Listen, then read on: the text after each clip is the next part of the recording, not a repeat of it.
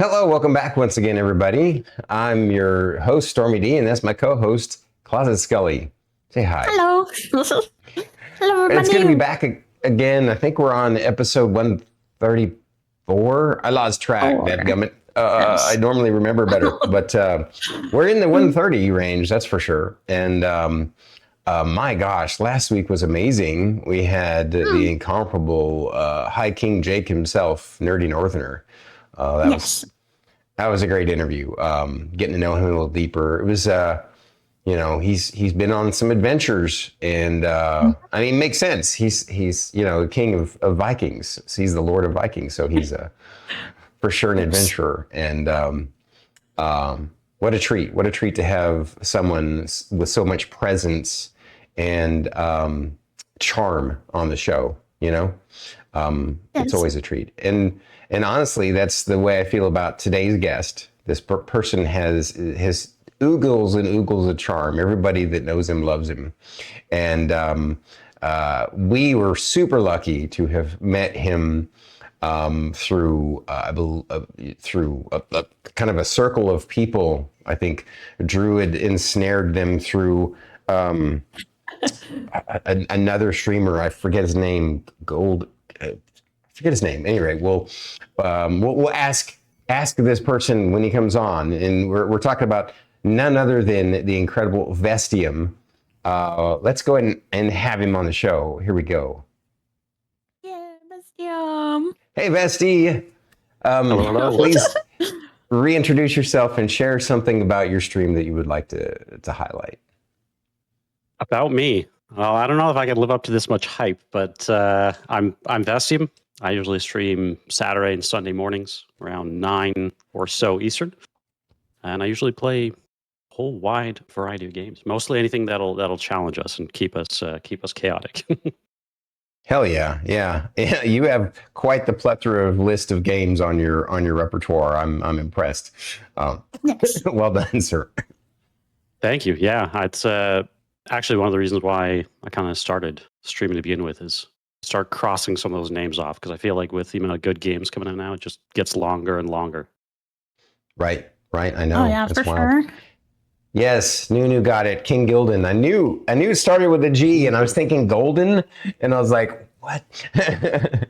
All right, so we're gonna go ahead and jump into the questions now, and I'm gonna let Scully take it away.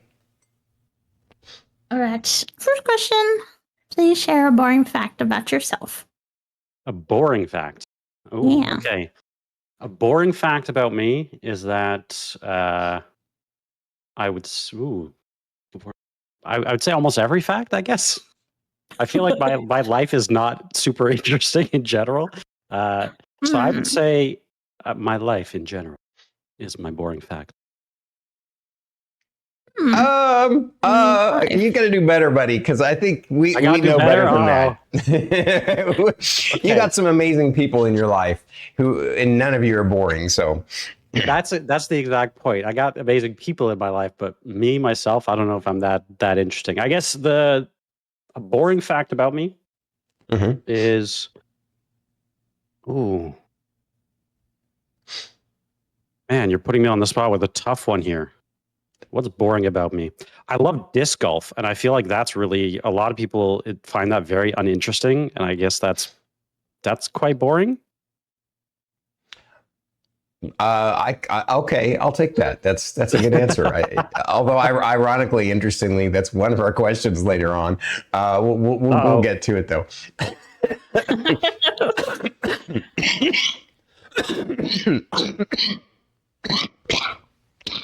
Uh-oh. Oh, sorry about that, guys. I did not get to the mute button in time. Appreciate your patience. It's all good. Hopefully all is well. Oh yeah, it's just leftover crud from the flu. So, Vestium, how did you pick your Twitch name? What was the inspiration? That is a great question. I've actually gone through a whole host of names. I mean, I've been gaming for what feels like my entire life now, and I think like everyone, you had your handle when you're like super young. You're like, this is the coolest like online handle. And then you're like, wait a minute, it's actually pretty lame. So then I switched to this one. I don't know if I think I might have seen somebody many, many years ago with like the name Vestius. And I was like, that's a pretty interesting name. I have no idea what it means or like the significance, but then I was like, I don't know, what if I just change that to an M? Maybe that's my boring fact, I wonder, is that it's like, most people have like inspiration behind their name or like, something meaningful behind it, significant. I think for me, it was just, I saw it and I was like, I don't know, that feels like, I don't know, it vibes with me. I was like, this is, yeah. It Also, does actually, the other vibe. reason is the short form, because when I started playing like hardcore WoW and raiding, having like people be able to like call out your name quickly, like a short name, so people would call me Vesti instead. That helped out a lot, because before my name was like long and it was like a mouthful to say. Mm. That's good stuff. Thank you for sharing. Alright. What D&D class do you consider yourself to be IRL? My D&D class. Can I actually reverse the previous question on you guys as well? Is that possible? I mean, Well, sure, we normally do that during the opening, but I'd be happy to. I'd be curious how you guys got your handles, because I feel like that's like both of you have very unique handles as well. Okay, well, we'll do that real quick. I mean, we got plenty of time, so Scully, go ahead. Well, mine came from, so my old name, I didn't like it because it was taken over by a rapper. So I decided to find a different name. And me and my friends were kind of just sitting in Discord, and I was trying to like hash out names. And they're like, well, why don't you do skeleton stuff? Because you like skeleton. That's kind of your thing, right? And I was like, okay. And of course, like on the streams, I like to talk about people's feelings, or like they tell me their secrets, and stuff like that. So I was like, how about like skeletons in your closet? And they're like, and then of course, I will give credit to Phaser. He said he came up with the name, the round of Closet Scully. So I was like, you know what? I was agreeing to it. So yeah, Closet That's Scully. awesome. And it just means skeletons in your closet. So yeah. Love it. That's epic. Yeah. I can't match that. That's amazing. Mine is a variation of my actual name, David Storm. My nickname growing up has always been Stormy, and I just felt like that. Mashing the first initial of my first name on the end had a nice ring to it, Stormy D. The SSG part was because Stormy D already existed. Somebody already had that. So I just put the initials of my YouTube channel, which is Storm Saga Games, SSG, on the end. That's awesome. That's awesome. I guess to answer your question, by D&D class IRL, I feel like would be a warlock. Ooh. Yeah. Ooh. I know, I think most people would probably go for like fighter or rogue or maybe I'd probably multi-class wizard warlock, because I feel like I don't know if it's a good thing or bad thing, but I'm known to arrive sometimes at my own pace, which I don't mean to, but I guess that's the wizard part.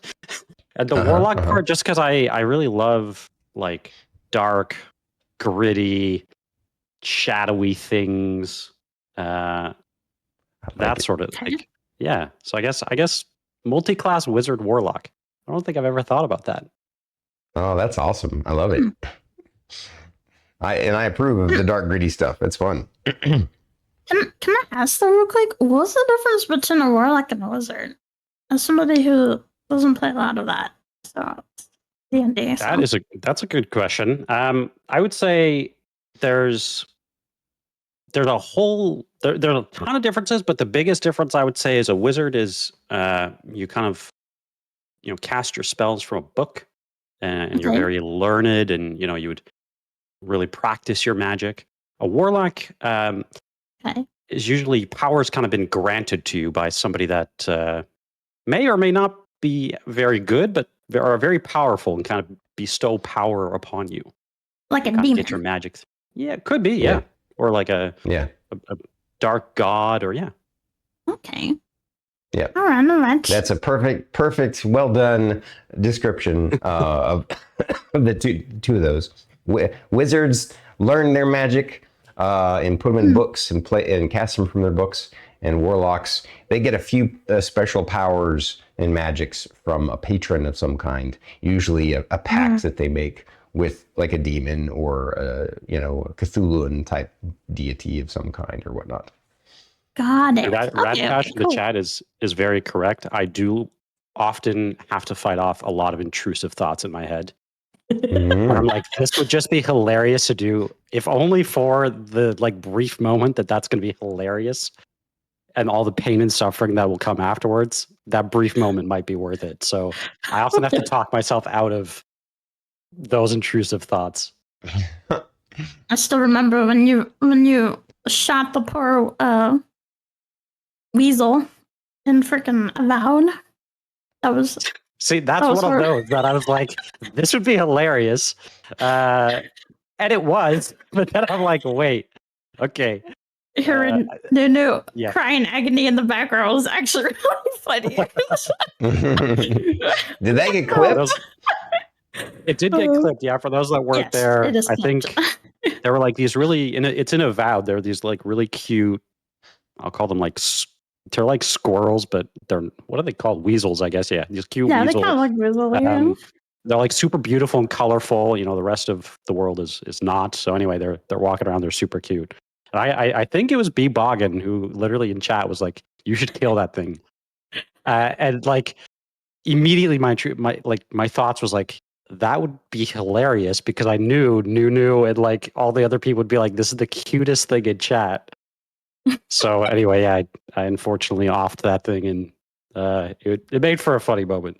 Yeah, right on. I want to see that clip for sure. That was so Taylor News. It was really funny. All right, next question, Vasti. Tell us about one of your favorite NPCs you crafted for your TTRPG campaigns and one of your favorite moments that sticks out in your mind. I would say maybe one of my favorite NPCs that at least that I've played was the kind of the hags from the Bone Grinder. In Curse of Strahd. And my favorite moment, I would say, really stretched the entire campaign. But I guess I'll pick really like one specific moment that stood out. But the whole campaign, pretty much all the players really hated these hags, and that was my intention. Was like I want them to really dislike these people, like want to go after them, but know that they're so powerful. Because they're in a coven, there's 3 of them, that they weren't ready to fight them yet. So really from the beginning of the campaign, I think the second session till almost the end, they were kind of a prevalent character, and yeah, they absolutely hated them. It was great. But one of the really, I guess one moment that really stood out to me was they had done something to these hags that the hags didn't really like. And so the hags, one of the main hag, I guess, decided to get some revenge. And I was thinking as a DM, how do I craft this revenge without it? Like, I want it to be a slow burner. And so about, I'll say 10 sessions before I kind of threw out this big reveal, I had a letter delivered to the inn that they were staying at. And what the players, they read this letter, and it was from the hag, and it was like, we don't really like you. And I don't remember the exact wording that I used, but, we'll come back after you and things like that. But what the players didn't realize at that time is that they had actually cast a spell on this letter that would come into play 10 sessions later. And so 10 sessions later, they're standing in that town, in the town square, and they, the mayor and kind of like the other, like his wife, are being kind of not exiled by the town, but they're basically being put up on the chopping block because the town is rioting against the leaders. And so the players are kind of having to decide, should we save them? Should we like go with the townspeople? Should we help the mayor and his wife? And I knew that they would probably side on the side of good. They would want to save, the mayor and his wife. And that's when I revealed to them that the spell that the hag had cast basically meant that a torch kind of got handed to them, and they felt compelled to be the ones to throw them onto where the mayor and the wife were to kind of start burning them. And so it was kind of this reveal, this moment where they basically were put in this like place by this hag, and then they saw the hag walking kind of through the crowd laughing at them as kind of the revenge. So it was this cool, like very slow burn twist. Wow, that's awesome. That's epic. And as somebody who's DM'd, played Strahd in the original, I played it in the newer one, but also DM'd and played in the original module from back in AD&D, and also played the PC game. There's a PC game of it. That is a unique take on things, and I've never seen or heard anybody do that. You came up with the magical letter idea, right? That was from your imagination? Yeah, and most of the campaigns that I've run, even if they're like pre-made modules like Curse of Strahd, I try to do about like at least 60-ish% homebrew, mainly, and especially a world like that, which is like amazingly dark and gritty. I absolutely love, and I can just sink hours into thinking of ideas. Wow. And that's kind of where some of those ideas came from. So there was lots of different NPCs and so many cool moments kind of get crafted that way. And actually, if you love Curse of Strahd, there is a guy that I've been following. He's doing a complete build of the entire world of Barovia in Unreal Engine, which is slated to come out for free, I think, in a couple of months. Wow! And you can actually like walk in Unreal through in the entire Barovia. Well, that's fantastic. Share the link sometime. That would be awesome. DM it to me, or whatnot. That'd be amazing.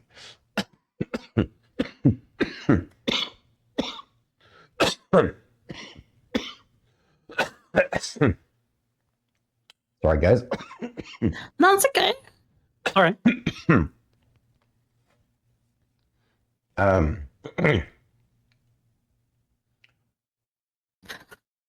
You're next, Scully.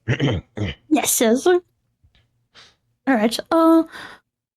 We hear you only choose hard mode when you first start games. Why is that?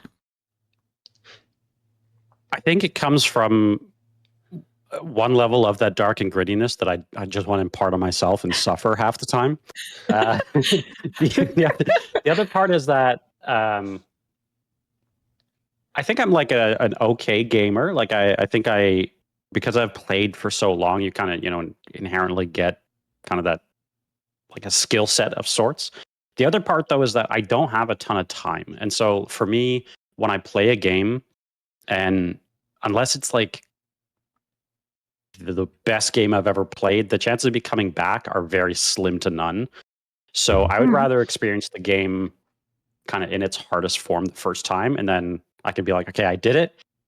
It's kind of crossed off the list, and I can kind of move. Because the thing now is developers are releasing games so fast, and like game studios are coming out with such amazing games so fast now that it like if you stay on a game for a while, you're going to miss out on a lot of other good ones. So that's kind of the balance that I've tried to find, is if I'm going to play it, just suffer through the first time, hope for the best, hope that I can at least beat it. So going all in, huh? Go all in. Throwing all your cards in. Honestly, I started playing like that too. So like right now I'm playing Alien. Huh? Oh no, go ahead. Oh, I was playing Alien Isolation, and I play it. It's the hardest difficulty at the moment. I love it. Horrible. when Baldur's Gate came out, I was really sad because I got about halfway through, and then they released another difficulty for Baldur's Gate, and I was like, I can't go back now. I already committed half the time in this difficulty. So, but no, absolutely. I love a challenge too. I love just not being, I guess, walked through the game itself. I love feeling like, hey, I did something. I accomplished it. For sure, 100%. That's awesome. Yeah, that makes sense. So we hear you almost caught a random lightning bolt and it almost unalived you. Please share that story. This must have come from somebody close to me, I guess, but it was just a while ago. It was maybe 15 years ago, and I was hiking in the mountains with my friend and my dad, and clear skies, all good, nothing on the forecast. So we hiked like a couple of hours, kind of into the mountains, and at one point we're standing on basically like a fire watch tower at the viewpoint that we've kind of reached, and all of a sudden I'm like, oh, looks quite dark over there, like this clouds that are rolling in. So anyway, we're like, yeah, we should probably head back. So we started to head back. Now in these mountains, there's some foresty and tree, like trees and stuff like that, but there's a lot of like huge rocks as well, like flat boulders and things like that.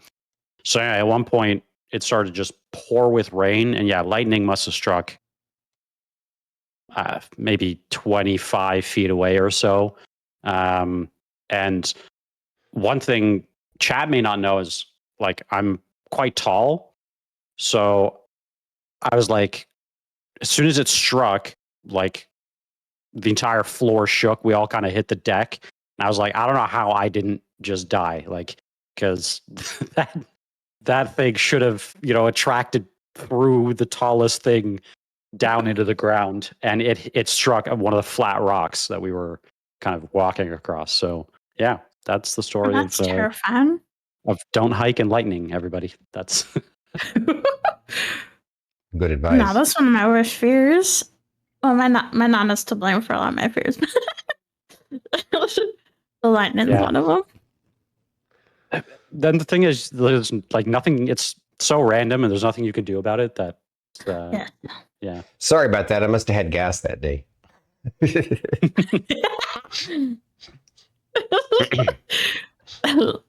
Are me throwing strays out there? Yep. Almost got off by Stormy. All right. You know how Chad always bullies us while we're playing games. Do you have any games that Chad still bullies you today about it?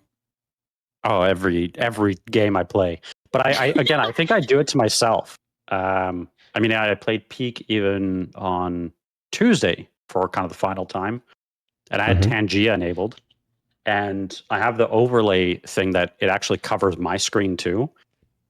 And I think one of the levels that we were climbing usually should take, we'll call it maybe 10, 15 minutes. I think I spent almost an hour on this one level because of the amount of chaos that chat was just throwing onto my screen, basically making it impossible for me to see what I'm doing. But I do love it though, because again, it's one of those things that, whether it's in that or The Last of Us had some great moments. I don't know. It's just fun to kind of play through as well. It's interactive, and I kind of enjoy the challenge halfway, like for things like that too. So, heck yeah. Yeah, the interactive peak crowd control is no joke. It's true. B-Boggin does bully me the most. Yeah, I bet. We hear that you're an experienced traveler. What was one of your top favorite places to travel to? I would say top ever place. I guess top country would be Vietnam. I would say it has everything that I would say would interest somebody in travel. It has like really large cities that are very like with a lot of freedoms, with a lot of bars, clubs, any sort of nightlife, shows, restaurants, you name it, shopping, you name it, whatever you want to do. They've got great large cities, beautiful beaches, just amazing culture, amazing food, super affordable, which is of course always a bonus, especially if you're traveling, for a long period of time. But I would definitely say, yeah, Vietnam is probably on the top of my list. And that when I first went, I thought it would be beautiful, but I didn't expect it to like, kind of jump the rank, so to speak. Wow. Would you consider like retiring there someday? Yeah, actually, I don't want to say it's a dream, but a thought that's always crossed my mind is retiring somewhere warm. I love the heat. So retiring somewhere warm and affordable has always been kind of on my list of things to think about. And yeah, it's again, it's so international as well, and everything is just kind of, I would say, to the same quality that is here in North America as well. So yeah, definitely, it's been on my list to potentially think about. I think there's some convincing to do with maybe Nunu, but yeah,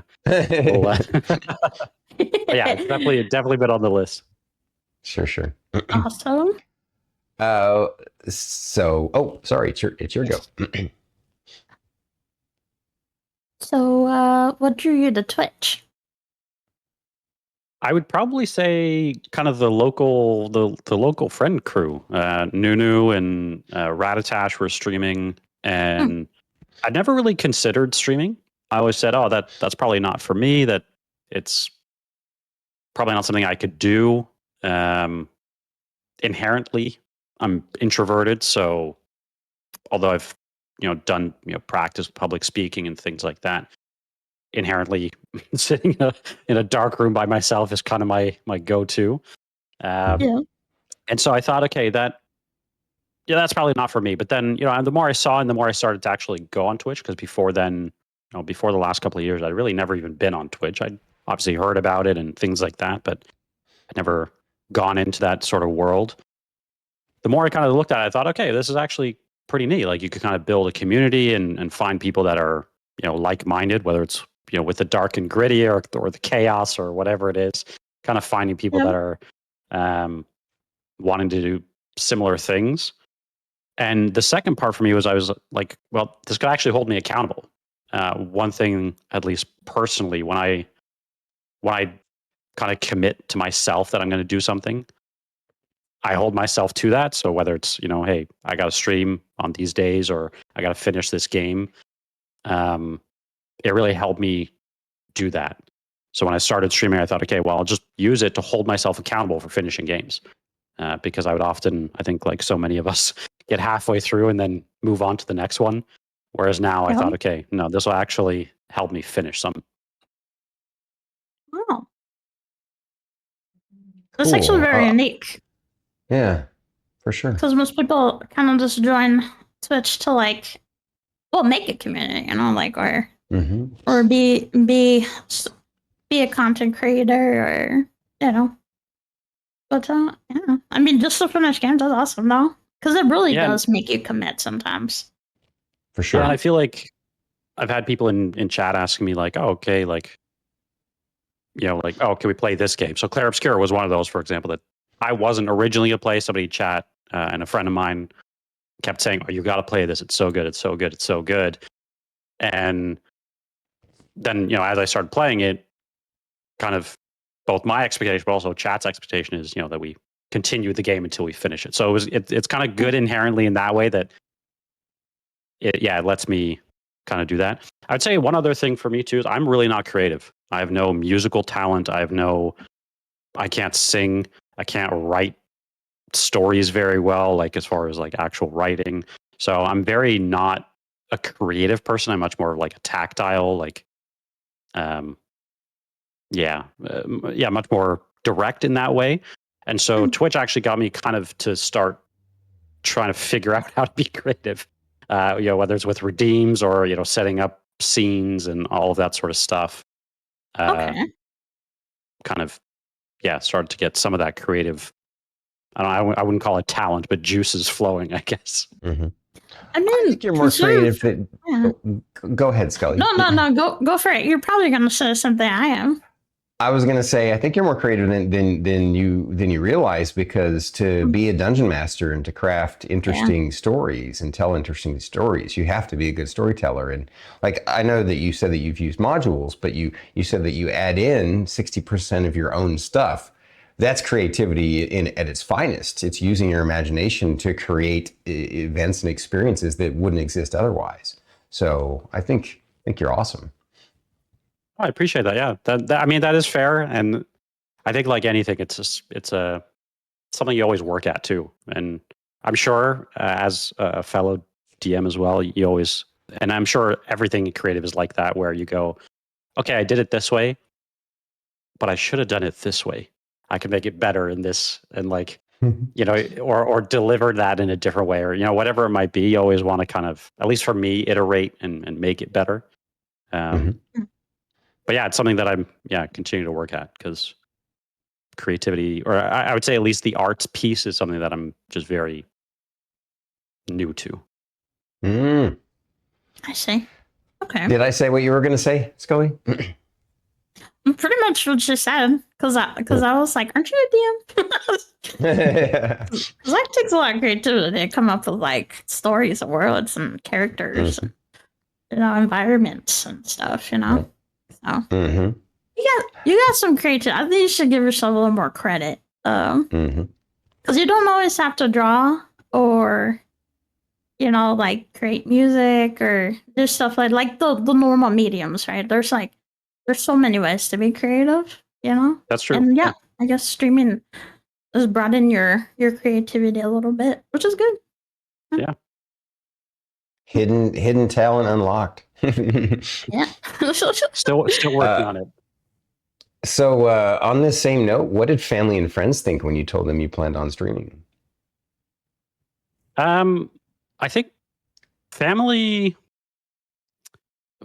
I'm originally Dutch, so my family was like, "Oh, okay, like, sure." Like, they didn't really, and I think even to this point, they don't really.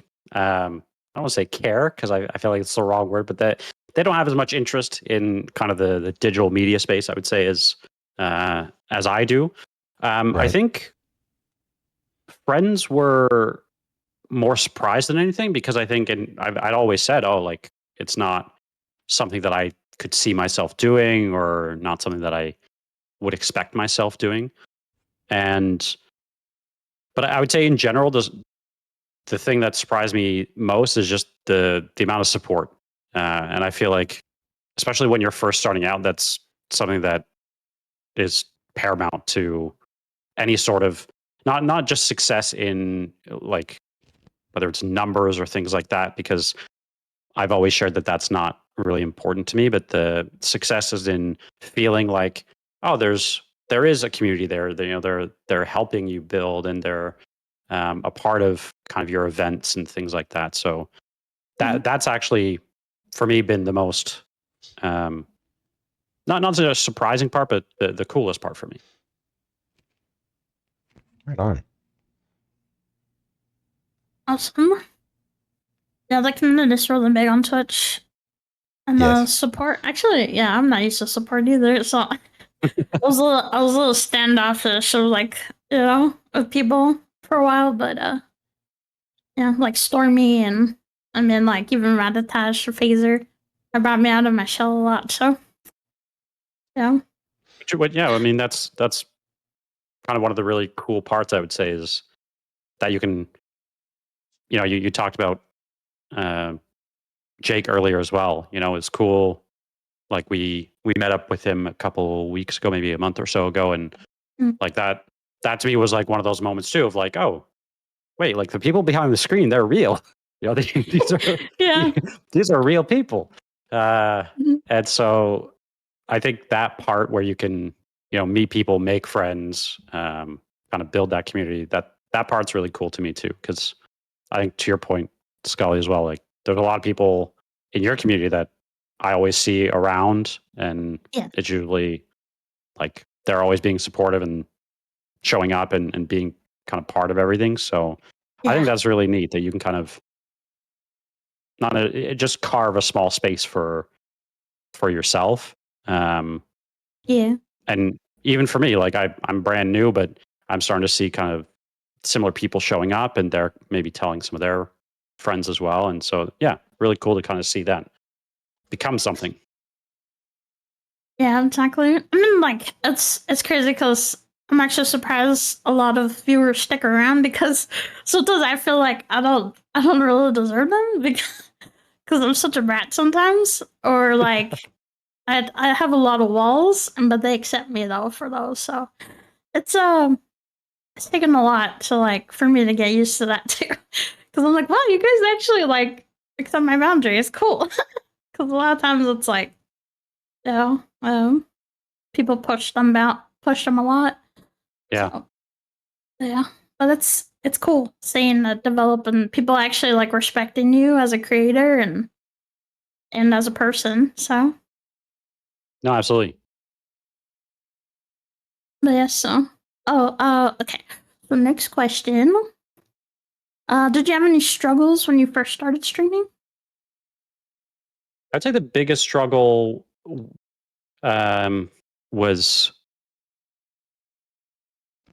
I would say, on a time side, mainly just the amount of time it takes to, you know, and I always, I think any hobby that I do, I have this struggle with where I'm like, oh, I want to do this or I want to try this. And then I know kind of where I want to get to as far as like, you know, like OBS is a great example. Like I'd love to have these scenes with these things on them in this way. And, you know, that takes a lot of time. And I would say that was kind of one of the biggest struggles is having a vision, and I'm still not there. Having a vision of what you'd like it to look like and getting there. And I just had to keep reminding myself that it's like an iterative thing. You can, you know, come back week after week and make smaller tweaks rather than having to, you know, commit crazy amount of time to getting it to the state you want right away. So I think that's one of the things I had to also learn.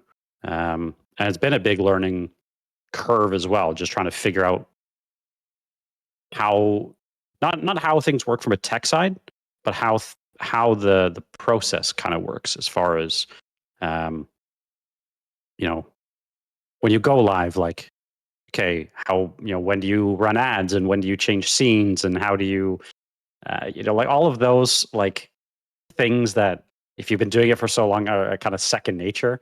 Trying to figure those out kind of took some time, and trying to figure out the right balance takes time. Well, on that same note, what tips can you share with future streamers? I would say the biggest tip I would give is start small. Build, you know, maybe two scenes at most. You know, a non-active, as in like a be right back screen or an ending screen or a starting screen, and have that as one, and then obviously have your main scene. But yeah, start small, and I'd also say ask other streamers, because especially those that have been doing it for some time, or ones that have features that you like. I've found that if I go in somewhere and I'm like, oh, what are you using to do this? Most streamers are pretty open and willing to share like what tools and things that they're using. And like I found that pretty good. So like even Songify, I think I saw you using Scully, and then I was like, oh, that's cool. Like and I think I'm using it like now to show like what song's playing, for example. And I was like, oh, that's kind of what I want to do. So I kind of stole your idea and downloaded Songify, and you know, then started using it. And I was like, okay, well that kind of does what I was hoping for, but if I would have, you know, looked it up myself, I might have found, you know, 10 other tools and one that might not have worked for kind of what I wanted. So Yeah, exactly. Actually, I stole it from Tark because I was like, "What bot are you using, bro?" see, there you go. So we both stole it from Tark. Yeah. Yeah. So, what do you enjoy most about streaming? I'd say the thing I enjoy most is just having a good laugh, feeling like, and having that laugh be kind of shared as well. I feel like so much in today's world is not as positive as it could be, and then I feel like with at least I don't want to speak for a lot like all streamers or most streamers, but at least for me, like most people have jobs, kind of 9 to 5 jobs, and those usually aren't the most uplifting things either. And so I kind of wanted a space to just have a good laugh and have that laugh shared. And I feel like that's been for me my favorite part, because even though, for example, on Tuesday there's a lot of chaos caused, I had a great laugh, and I when I ended stream I was like, oh, like I felt better than I did going into the stream, and so yeah, I guess that's my favorite part so far. Yeah. Right on. Switching gears a little bit here. How long have you been playing video games, and what was the first one you ever played? I've probably been playing video games for about 25 years now, maybe a little bit more. I'd say some of the first games I played were games like Superplex. I don't know if everybody remembers that game, but games like Superplex. Played a lot of Super Mario World, a ton of Super Mario World. Probably way too much, to be honest, but absolutely love that game as well. Those are kind of the first that immediately come to mind. But that's the other thing. When I was growing up, I played such a wide variety as well. I remember even the original Midtown Madness was like one of my favorite games, like a racing game. And then I played a ton of the original Rainbow Six, also loved, but a completely different genre as well. Yeah. A lot of Command and Conquer, again, Red Alert, just tons of a big variety of games, I would say. So yeah, I'd say those are the earliest two that I can remember, but I'm sure there's a lot that I'm forgetting. Right on. Those are some classics. I lost my place. All right. Oh, Fantash is saying Midtown Madness is a throwback. Absolutely is. Actually, one of my favorite moments in Midtown Madness is back then mods were like this brand new thing, and it wasn't even really a mod. It was a command that you typed in to do this thing. And I remember you could, and I was very young, so please don't judge, but one of the cool things you could do is you could make it so when you honked the horn in the game, mailboxes would fly out behind you. And I remember using that so much that literally my PC crashed. And yeah. That's awesome. That's funny.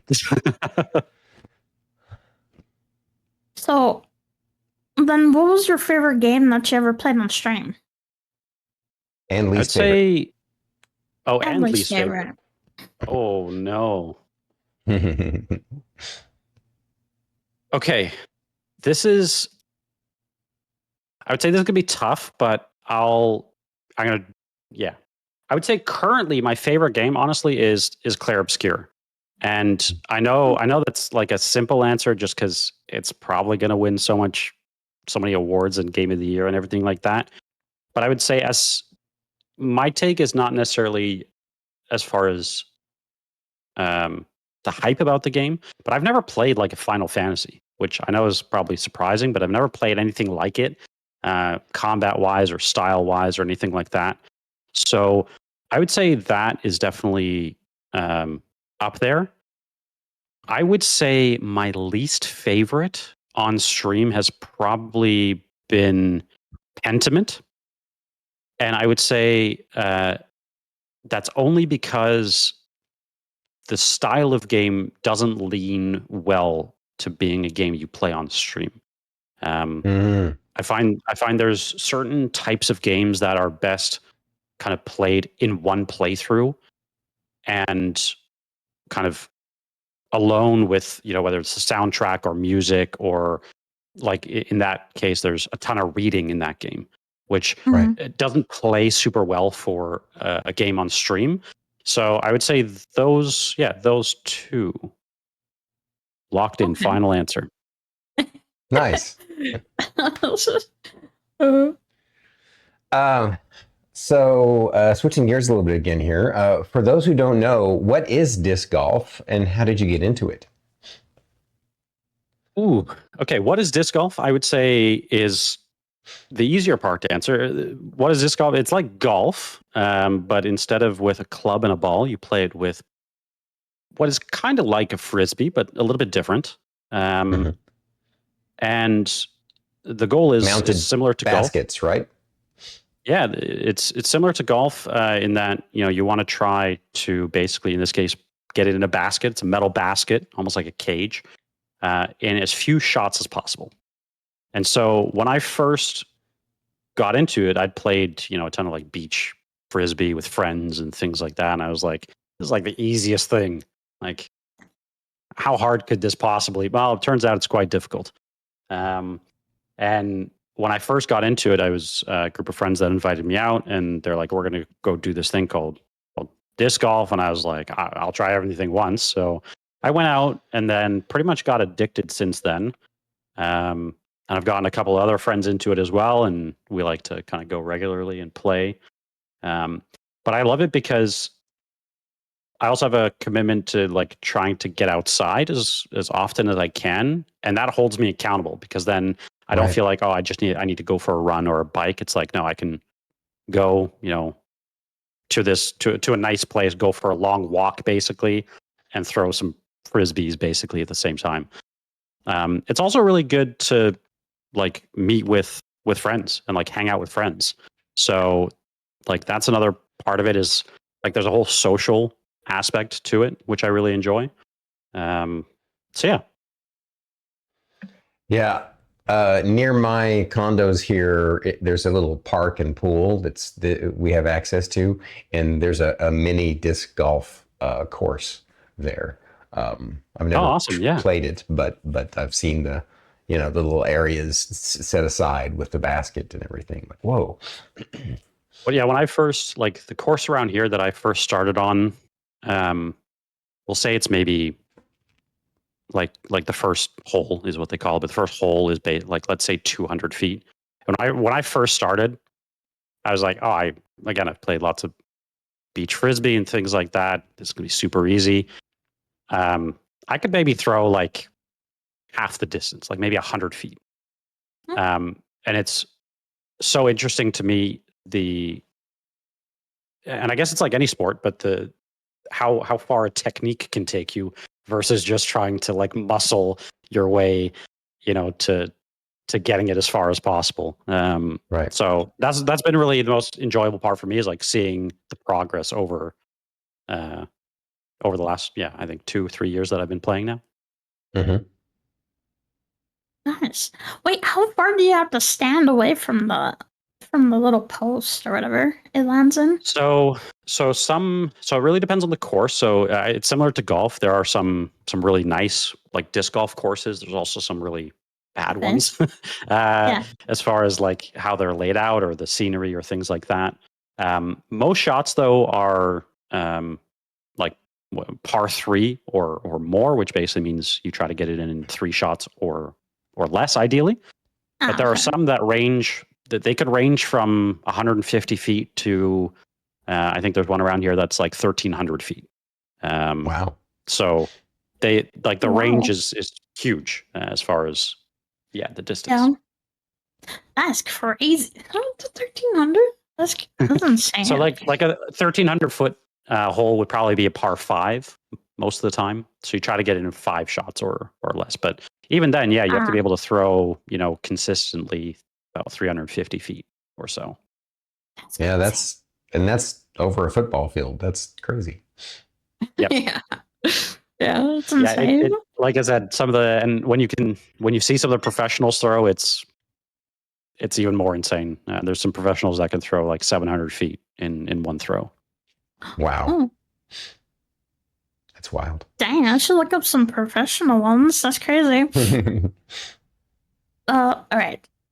So tell us about the habit of you doing tier lists on stream. How did that come about? Oh no. Who brought this? So I would say again, this goes back to my whole like chaotic mindset of I try to pick tier lists that are like super controversial because I know that there are some very there are some things that people are like super attached to or invested to at being like at having number one number like, and I'm not like that usually. So Same. so I really love seeing the reactions of like when I put something in the top category for me or in the bottom category. I think like most recently I did like Disney character or Disney movies, you know, like top snacks, things like that. And I love seeing the reaction when I put something in like F or like never gonna try, and then people are like, "This is the best thing since sliced bread. Why are you not like? How can you not like that?" So I love seeing kind of the reactions to it as well. That's awesome. That's awesome. Definitely loves Terrell chat. That's the show. That was awesome. That's so. I was like, how fucking dare you? Where's my king?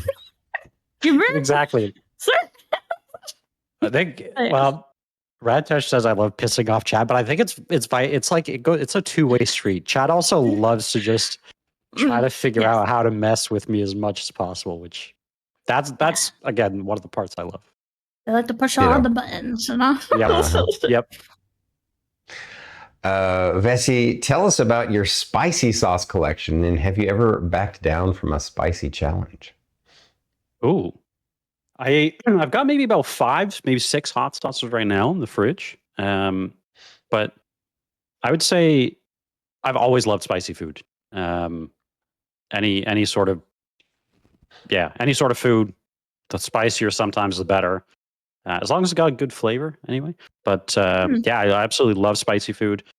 We even I'll call it quote unquote recently, but B-Bog and I went to this really cool like hot sauce shop and tried a whole bunch of hot sauces. And yeah, I absolutely love spicy food. Originally, actually, I think that stems from kind of growing up, especially with my dad. My dad loves spicy food, and he would always be like, "Oh, let's go try this Indian place. They've got all this like really spicy food." So anyway, we did that for many years, and kind of started to grow on me. And now I usually rank a dish if it's good or not as far as the spice level. If I start not sweating like normal sweating, but when you start sweating like randomly from your neck and like the top of your head, you're like, okay, this is hitting right. That's funny. Ain't good unless you're sweating. Yeah. That's funny. Sinuses, your nose is running. Yep.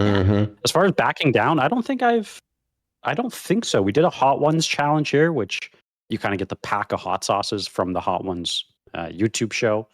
And we did them all. I don't think I've backed down, although there's probably some like I know that there's some like I don't say they're not ghost peppers, but they're even hotter than that. I can't remember. Carolina Reapers, I think. There's certain ones like that I think are just probably not super safe to consume. I'd probably, not that I've ever been offered those, but I'd probably back away from those because I also don't want to, have health issues from eating spicy food. No, for real. Right. If you gotta wear gloves to eat it, exactly. I don't think it's good. Yeah. Maybe that should be my new measurement. Is like if I have to wear gloves to handle this, I'm not eating it. Yeah, exactly. All right. Next question. What's the weirdest sleeping dream you've ever had? A weird sleeping dream I've ever had. Yes. Oh, I think I know who put this question, and I think I know. The thing is, I don't dream that often, but when I do, they're fucked up. Can I swear? I think I can swear here, right? Oh yeah, you're fine. You're fine. You're fine. Yeah. When I do, it goes to some weird places, and I ask myself, how did I get here? But most recently, I think I must have been thinking about D&D, and I also must have been thinking about politics in general. But I was playing D&D. I was DMing, and I was mid, like setting a scene or explaining something. I can't remember exactly what the scene is, but I remember that there's 5 players, and I can't remember who all the players were, but there is one player that I can remember because midway through explaining the scene, the barbarian at the table, who is Barack Obama, midway while explaining the scene, walked up and literally just like picked me up and chucked me across the room. His accent as a barbarian, amazing, by the way.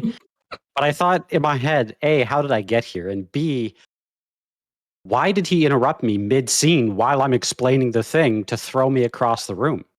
It wasn't really until I told Nunu and some other people that they're like, why was Barack Obama in your D&D? And I was like, oh, that wasn't the first thing I thought about. I was like, why did you interrupt my scene?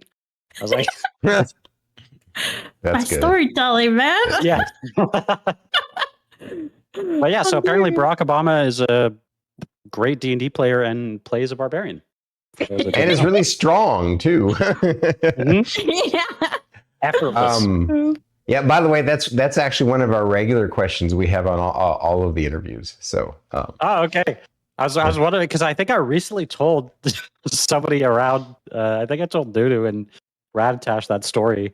They're like, "How?" I'm like, "I don't know." But That's yeah, when I awesome. do dream, it's messed up. We're moving into the last 2 fun questions of the main interview, and then after that, we're gonna share Vestium's links, and we do have a bonus round of extra questions before we open the floor. We're gonna open the floor forum to questions, but we're gonna do those bonus round questions because they're just too good not to do. And but let's get these last 2 of the regular interview done here. If you could have any superpower, which one would you choose and why? If I had to choose one superpower, I feel like I would probably. Is time traveling a superpower? Sure. I'd choose that. I feel like it'd be super interesting to go back in time and figure out who the heck built the pyramids, and things like that. But I also think it'd be really interesting to go further into the future than I will probably survive and figure out how things are going. Like I'm in the tech field, so yeah, tech is pretty interesting to me. So figuring out kind of like, do we have the Jetsons flying cars, and do we live on Mars and those sorts of things? Okay. Nice. That's great. That's awesome. That's the first time we've had that one too. I'm impressed. Yeah, time travel is a good one. All right. Also, I just feel like there's so much you can learn with. Also, you could invest in Bitcoin when it was the right time. Oh, for sure. I remember when my friends were like talking about it while we were playing like I forgot what we were I think it was Smash. I don't remember. They were just randomly talking about. I was like, what the heck are they talking? Freaking nerds. But I wish I listened to them more because holy crap. But yes. All right. Next question: garlic parmesan wings or buffalo wings? So to clarify the question, the one you pick exists, and the one you don't pick no longer exists in reality. Yes. Oh. Okay, then I'm gonna have to choose the buffalo wings. But okay, well, I have to ask a follow-up question now. Is it because the sauce no longer exists? Because selfishly, I guess it would have to say, be. Yeah, sure. Mm-hmm. That's where my mind immediately went, because I would have to choose buffalo in this case because I love like a buffalo chicken sandwich. So it's not for me. I've like, I definitely have to go buffalo wings because I want a buffalo chicken sandwich. I don't want the sauce to not exist anymore. Yep. Yeah. Nice. All right, guys. Scully is going to share Vestium's links. Everyone, you are required to go follow and support and send them all your biddies and subs. I don't know about that. Just definitely support this amazing human being. And now we're going to jump into the expanded bonus round extra questions here. Okay, this is fun. Tell us the story about the food server you bullied with double salted black licorice, and why do you like it so much? Okay, well, I don't know about bully. I think bully is the wrong word, but why I love it. Maybe I'll answer that part first. I'm originally Dutch, and a lot of people in Europe we love our licorice. For me, the saltier the licorice, the better.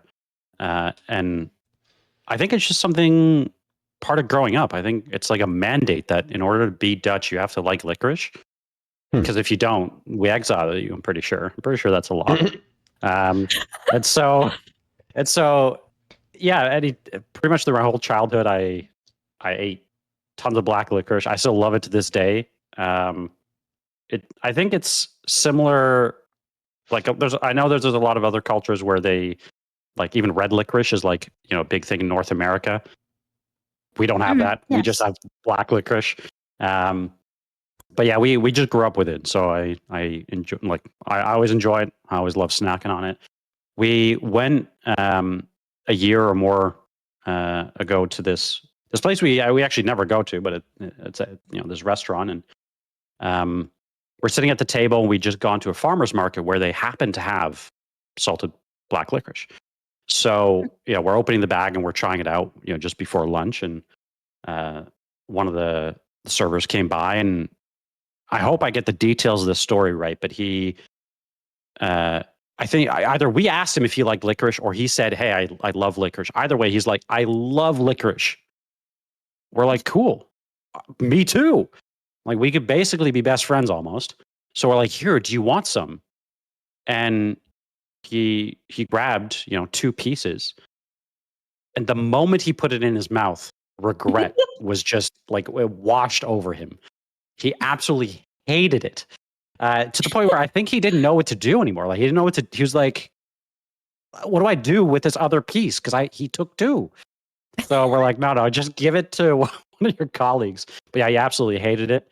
And that's the moment that we learned that just because somebody likes licorice does not mean they like salted licorice. And yeah, it was absolutely hilarious. Just the reaction on his face of like, "This is my favorite. No, I don't like this." Those are the funny. Yeah, that's the first time I've ever heard of salted licorice. That's crazy. Yeah. Mm-hmm. Salted licorice is so good. So I heard that you're going to be a papa soon. Oh. Yes. What do you think about that? I don't say it's nerve-wracking, but there's a lot of unknowns. And I think that's just because it's one of those, you'll see family or friends have kids, and you're like, you go hang out with them, spend time with them, and you're like, yeah, for this like hour, I know what to do for this hour. I know what the expectation is. Bring lots of sugar, leave them in a state that when you leave, the parents hate you, right? That's the formula, right? The other parts of like what happens before those hours and after, I have absolutely no idea what I'm doing. So I think that's going to be the biggest learning curve, is just figuring out what you actually need to do to keep somebody alive. Because I can barely keep myself alive. So yeah, I'm excited, but there's a lot of things to learn, which yeah, there's a lot to learn. For sure. I Right mean, I'm on. not a parent. I think he'll be an amazing parent. You hang in Yeah. Oh well, thank you.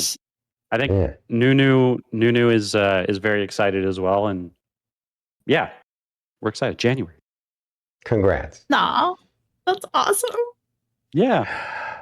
So switching gears, since you're obviously Dutch, please tell us a Dutch tongue twister, and what is the one of the funniest Dutch words that you know? The funniest Dutch word that I know, and a tongue twister. Okay. For tongue twister, if I say it, will you guys try to repeat after me?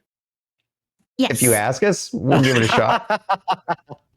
All right. I will. So we have, what is this? I don't even know what it's called in English. I need to look up what this thing's called in English. It's a type of dog. I think it's like it's a dachshund. So in Dutch, a dachshund like wiener dog is Wiener called dog, a yeah. tekkel. Tekkel. Tekkel. And tekkel, yeah. And the thing is, in Dutch, we have a lot of words that mean the same thing. Or sorry, a lot of words that are the exact same, spelled the exact same, but have different meanings. So if you say tekkel to somebody, it could mean a wiener dog, or it could mean like body check somebody, basically. So we have this Dutch tongue twister, and I will try, I'll see if you guys can repeat it after me. But it goes as follow. It says, als jouw tekkel mijn tekkel tackelt, tackelt mijn tekkel jouw tekkel terug. And the English translation basically means if your dachshund dog body checks my dachshund dog will body check your dachshund dog back. Okay, can you do that again once? Slower, please. Okay, slower. Here we go. Als jouw tekkel mijn Als jouw tekkel tekkel. tackelt, Mijn tekkel tackled. tackelt mijn tekkel jouw tekkel terug. Tackled mine, tackled jouw, tackled. That was perfect. That was great. That was great. Favorite Dutch word is probably one of our longer words, which is hotte tot de tentoonstelling. Hotte tot de tentoonstelling. That's amazing. Oh, wow. Yeah. That was really good. I don't know. Oh, thank you. I have no idea what I said, but it basically means, like what is that called? Like like a teepee almost. yeah. It's kind of like that, basically, like an establishment of teepees. Like that's what's wild. that called? Like a camp of teepees, basically. A camp of teepees. Okay. Neat. Yeah. All right, Scully, have him do the first tongue twister again, and you got to try now. Oh my God, Uh-oh. please no. I'm trying to avoid it. Scully was just like, I'm not going to leave her off the hook. That sounds scary. Okay, I'll try. I'll say it slow. Okay. All Als right. jouw tekkel. Ja, jouw tekkel. Mijn tekkel tackelt. Mijn tekkel tackelt. Ja. Tackelt mijn tekkel. Tackelt mijn tekkel? Jouw tekkel terug. Jouw tekkel terug. Perfect. Oh, Nailed okay. it. Alrighty. Nailed it. Scully. I guess that's our similar one of, what is it? What's the Sally Seashores one? It's our version of that almost. Right. Okay. Yeah. So I already forgot it. That's awesome. I just remembered. So. Love it. Alrighty. Now, more Dutch. What's your favorite Dutch food? More Dutch things? My favorite Dutch food is kind of difficult because we're kind of a bad country. In the 1600s, we kind of conquered tons of countries, and then we basically said, "Oh, that's our food now. Like that's our national food now." But really, like that's kind of that's the Dutch history summed up. We basically specifically like Indonesian food has become kind of a staple in our cuisine. So I would probably say like any sort of our Indonesian dishes are really amazing. Like we've got great nasi goreng. We have something called bami, which is kind of like a noodle dish. Even like, chicken satay is like I would still consider that Dutch food, weirdly enough, because it's so prevalent and so common. Yeah, I'd say probably my favorite Dutch food is Indonesian food. Nice, hilarious. All right, so now we're in the open forum even further. Those were the bonus extra questions, but we have some questions from the audience already. New Side Quest asks, how tall are you? Scully thinks you're short. Oh God! I just saw the question. How dare? That's fair. That's fair. I am sick. Well, I don't even know what's on my ID, but I think I am 6'4". Wow. On my ID, what does it say? It says 193 centimeters. So what's that? It's 6.33333333. Yeah. So Jesus Christ. 6'3" and a little over 6'3". Nice. Yep. That's he's a titan. That's awesome. Yeah. Actually, my weird fun. I thought you were gonna ask me about a fun fact when you asked me for the earlier fact, but the fun fact is us Dutch people, we are the tallest on average in the world. And I always like to joke it's because we have a very small landmass, so we have no room to grow out. We have to grow up. That's awesome. Because my brother's even taller than me. So, yeah. Wow. Wow. Damn, he's almost as tall as Silas Notebook. Sorry, I compare everything to lads. I have lads on my brain. That's crazy. I guess if we ever meet and I have some like epiphany, I'd like start visiting everybody. I'm gonna be like looking up like this. You're gonna look I can crack my neck, bro. So, bro. Ooh, I lost it. That's right. Here's another question. Oh, from Nidu. Can we hear your hag voice? Oh, I don't know about that. Just like you, Stormy, I think I'm nursing something. I've been drinking, but should I give it a go? I can give it a go. If you think it'll hurt your throat when you're not feeling well, then we'll save it for another time. It's a good excuse for them to come watch your stream. Exactly. Yeah. Good idea. Heck Health yeah. has to come first. So good idea. Yeah. I appreciate you. Like not fun. So moving on to the next question. Oh, by the way, while we're in this open forum, feel free to ask us questions if you want to. So Epsilons asks, are there any streamers you'd love to collaborate with someday that you haven't had the opportunity yet? Well, I'd love to collaborate with both folks on the call here. At some point. Of course. I know that Stormy, we have a lot of commonalities with D&D, so I'd love to at some point do some sort of D&D collab. And Scully, we both like chaotic things, so or at least played in a similar chaotic fashion. So yeah, I'd love to collab with both of the people on the call. Apart from that, I don't say I don't follow a ton of people on Twitch, like actively. But yeah, I would say those two. Yeah. Right on. Well, maybe after this today, you and I can talk about, I do the, even though I paused it, I do the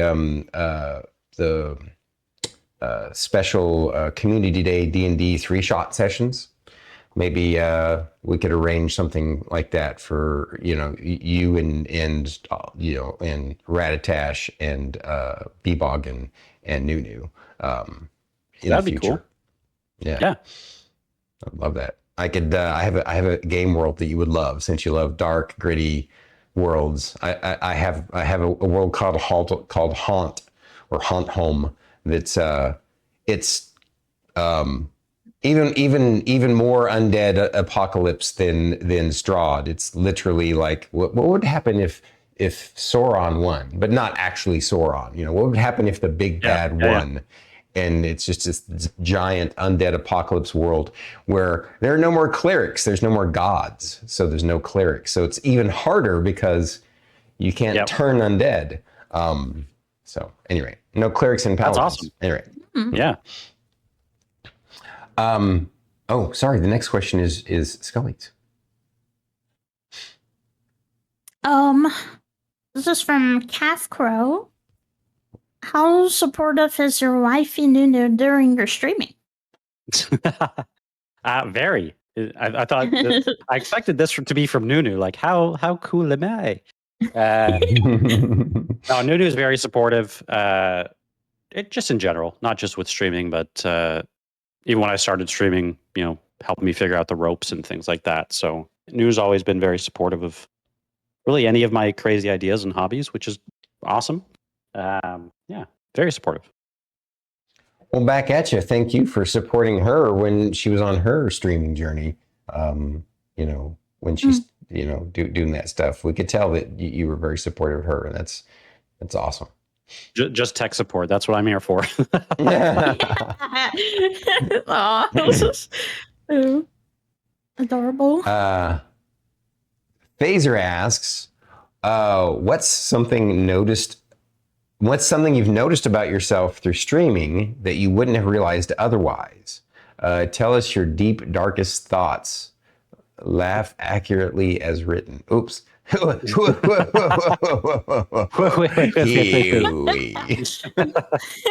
I guess the one thing that it might be really, I mean, it's going to be a really lame answer. One thing I've noticed, I have really bad posture. Just in general. As I stream, I get like closer and closer, and like sometimes I'm like, oh, you can't actually see. Like I have to back away so that people can actually see me. So yeah, posture is 0 out of 10, but I'm working on it because I saw myself of how badly I was sitting. I also have the habit of when I'm streaming, like sometimes I'll just start turning my chair, and then I'm like, oh, I'm sitting sideways on my stream. So I'm like, okay, I gotta fix that.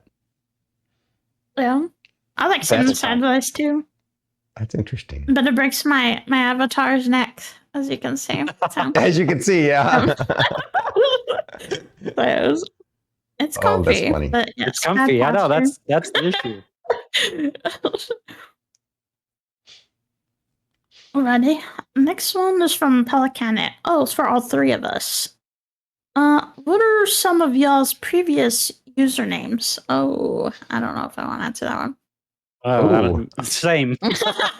I'm good with that. If you guys want, I'll start. I have some fun usernames.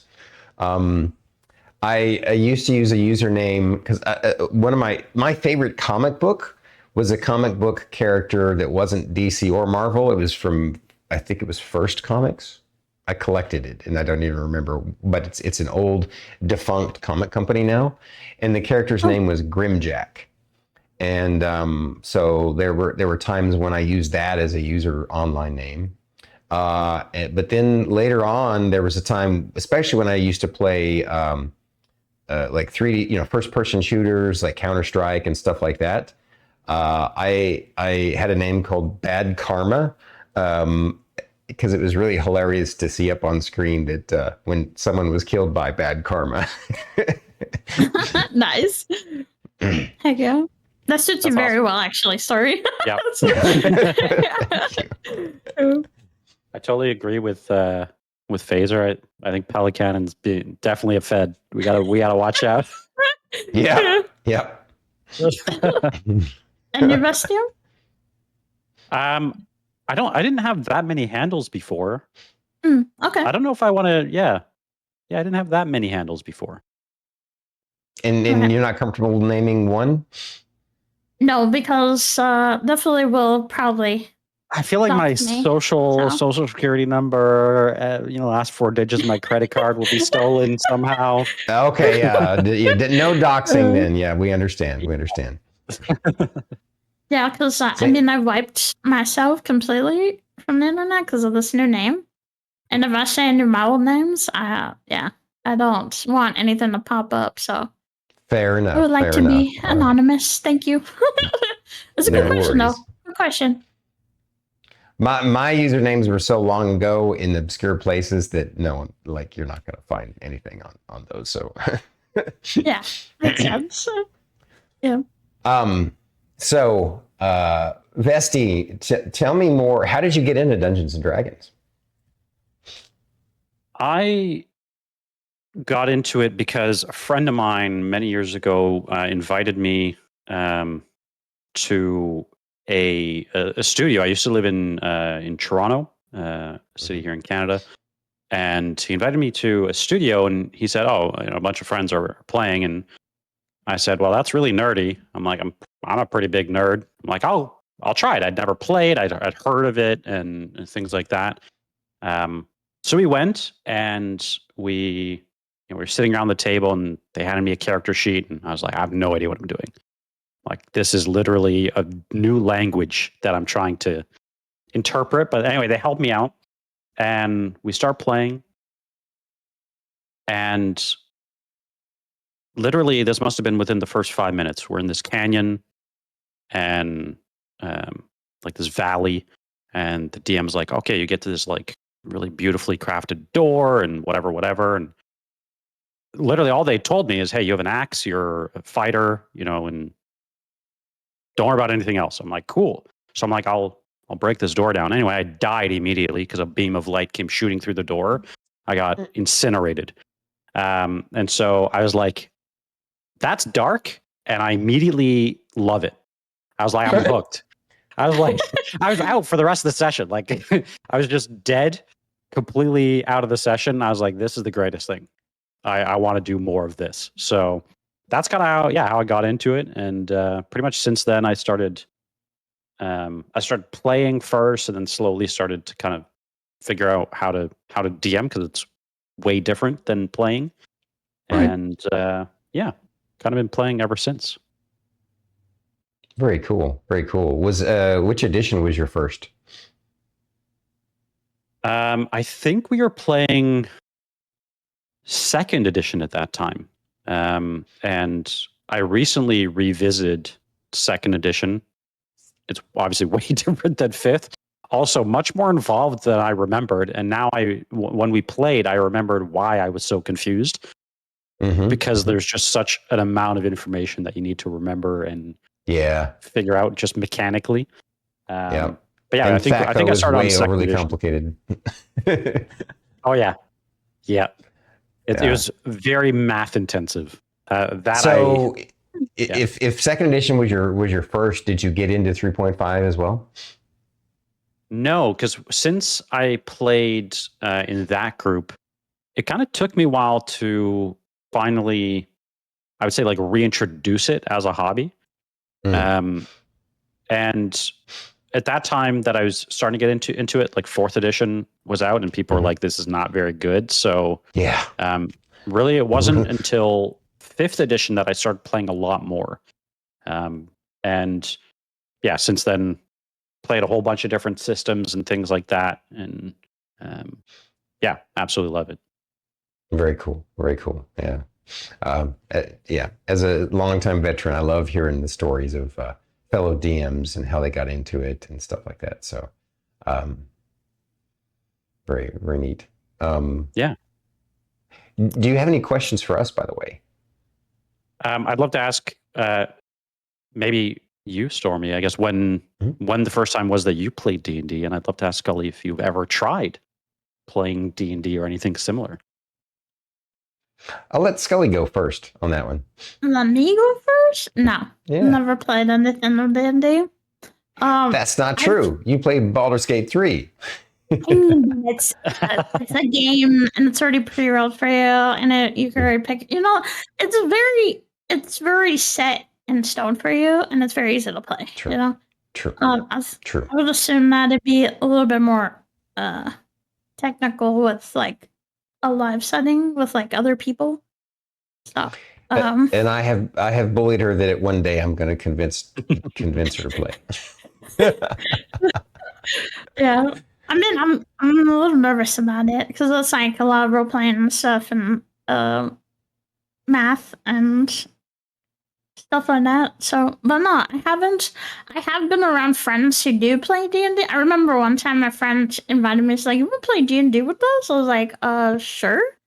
And so he took me to like this group, and it was a huge group. It was like 20, 30 people in like yeah, in like one room, and like they all had these like thick ass binders, and I was so lost. I was like, what the heck is going on? And then he was like, did you bring your character sheet? And I was like, what the fuck is a character sheet? So I was like, you know what? I'm just gonna send this out and watch you guys. So yeah, it was just a big D&D session with like a bunch of people. It was pretty interesting. Yeah. It was pretty cool. I like some smaller, more intimate groups. 3, 4, max 5 players. But I mean, sometimes 6. It depends. But yeah, I don't like to grow beyond that. And to answer your question, Vestium, I got started in 1981 when I was 13 years old, and I found the original BX set, Basic Expert box set, in a hobby store, and the pictures drew me in. And so I begged for it for my 13th birthday and taught myself to be a DM. And I played every edition.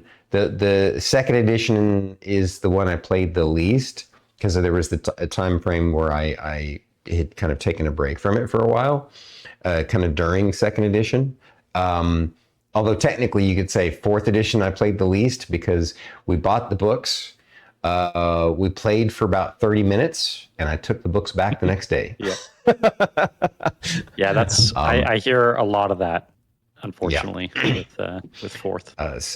But yeah, like that's So I've been playing. I've been a dungeon master since for way too long. 43 years. That's amazing. Yeah.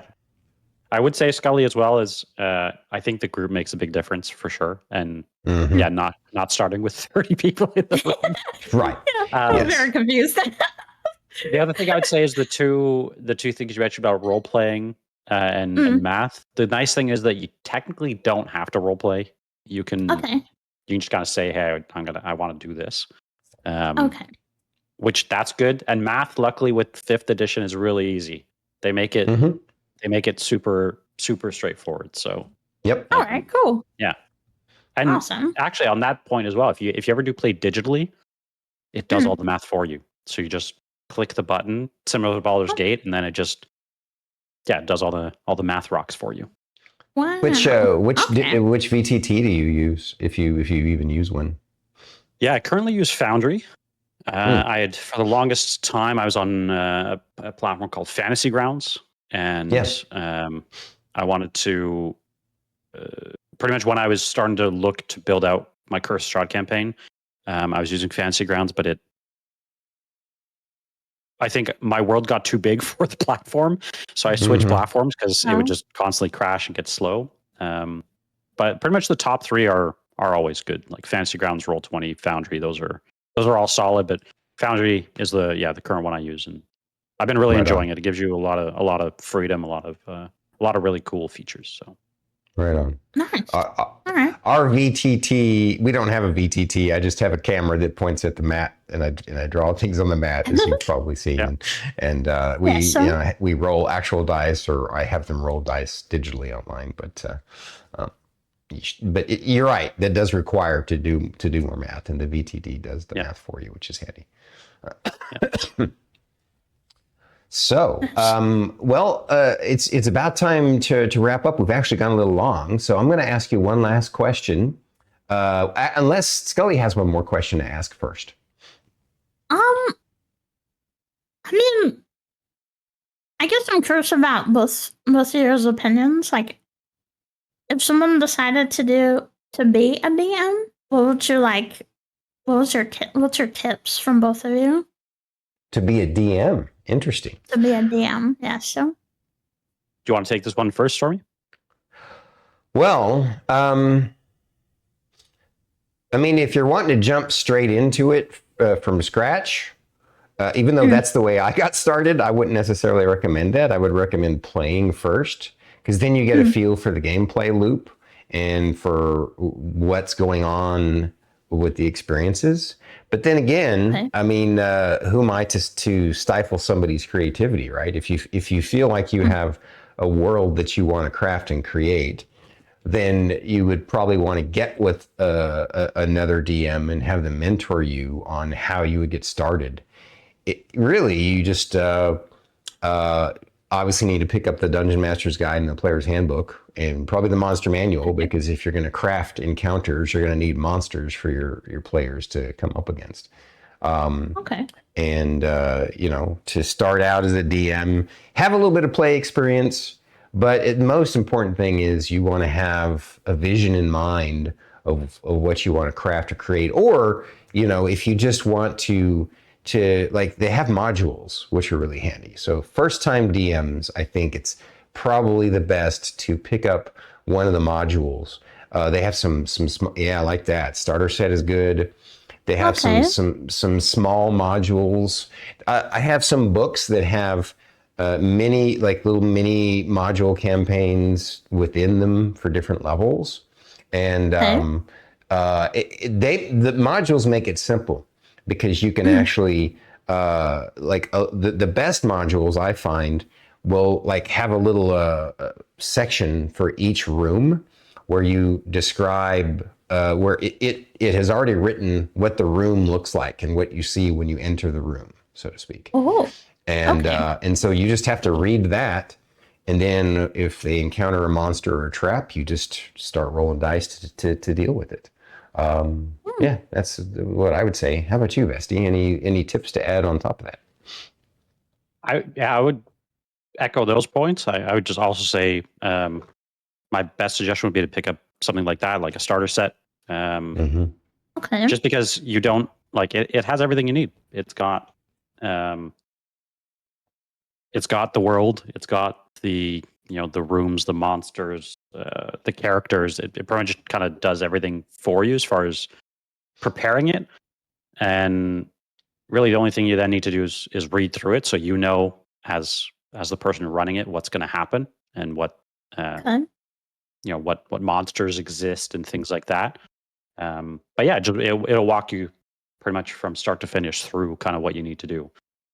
They've made it, especially in, like I said, in this new edition, the 5th edition, they've made it really a lot easier for new DMs to come in without having to do a lot of, like, I don't want to say heavy lifting, but a lot of the ironing out of all the details. Like, it kind of has those details for you. So for sure. Yeah.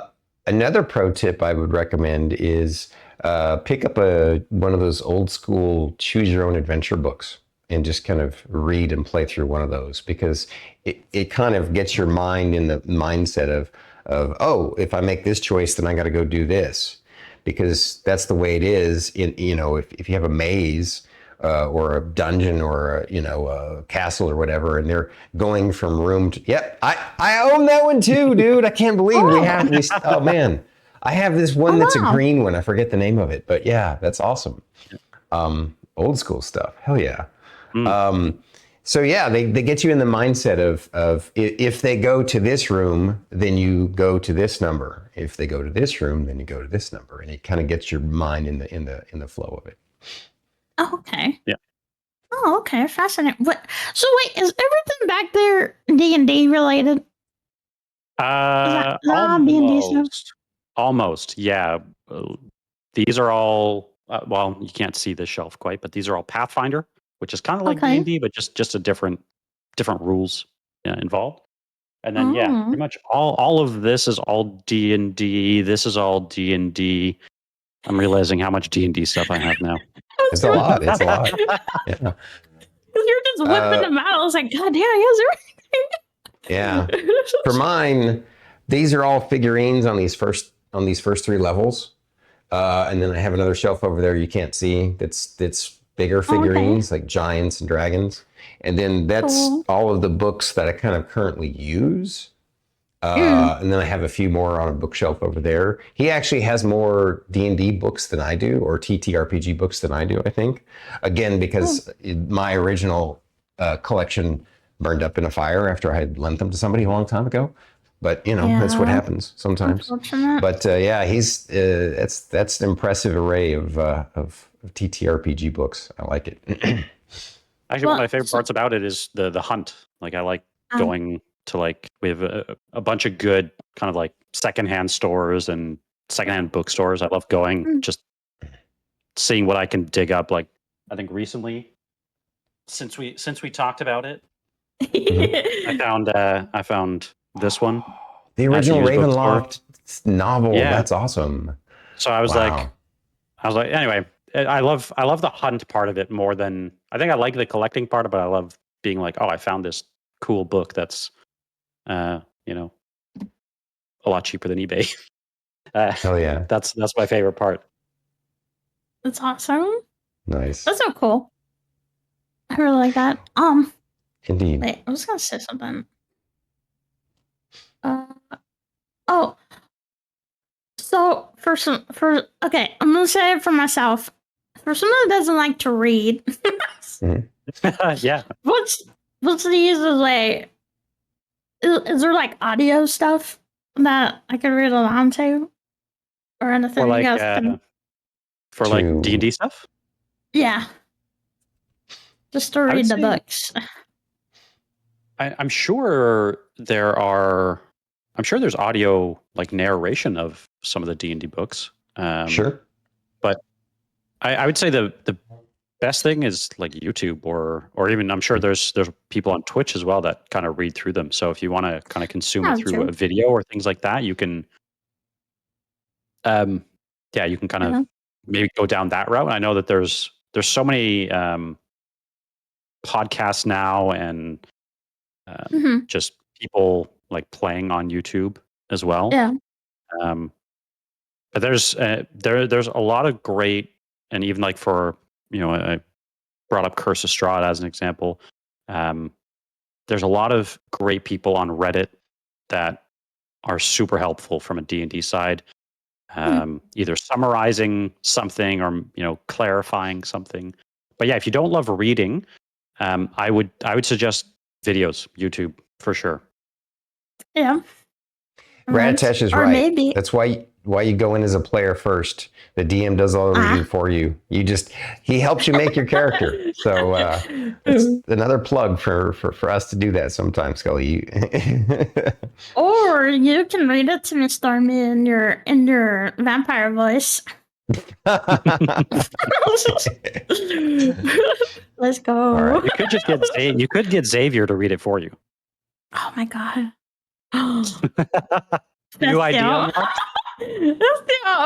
That's a clever idea, Vestium.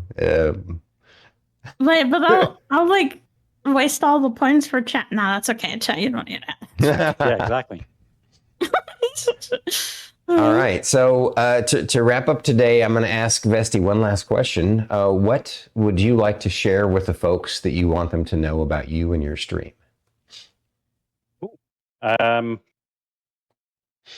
I guess my stream schedule is usually Saturdays and Sundays. We start sometime around 9 Eastern in the morning, and we go kind of a couple hours usually. What you should know is usually chaotic, but we are I'd like to think anyway, we're a really welcoming community. We want people to feel welcome. We want people to feel like they're part of the community. That's kind of one of my biggest goals. Is there's so much negativity and just in general.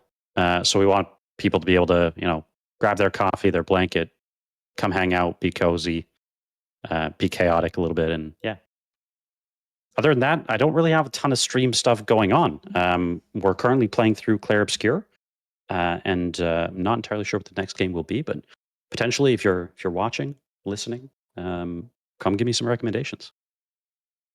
Very cool. Very cool. You guys heard it here. Go check out Vestium if you haven't already, everyone. He's an amazing human being and a radiant soul, and we love his content. So, and you guys will too. Appreciate you, brother. Yeah. Thank you for coming on the show today. It's been an honor. Thank you so much. Okay, bestie. Bye, everybody. Oh, wow. That went by so fast that we went long. It's awesome. Yes. But I mean, when you have amazing folks like Bestium, it's easy to happen. Easy to happen. Yeah, for sure. So we don't have an episode next Friday. However, this is apropos because in 2 weeks, we have a returning guest star. And it just so happens to be one of Vesti's besties, Ratatash. So looking forward to that. Can't wait. Ratatash is coming up in a couple of weeks. Ratatash. And so can't wait. That's going to be at 2 p.m. on the 17th. And she says, I hope that doesn't mean that, that she's going to have to reschedule or anything. But thank you guys for the great show today. Thank you, Scully. You have been killing it. You're fantastic, and this is all you now. It's all yours. Oh, shucks. Thank you. I appreciate it. All right. You betcha. Let's wrap this up with a bow. Yeah. Thank you for coming to the show. Please drop a like, subscribe, and comment down below. If you're listening to the podcast, please rate and review the episode. We are Bandwidth and Banter. Thank you. And good night. Bye, guys. Bye, everybody.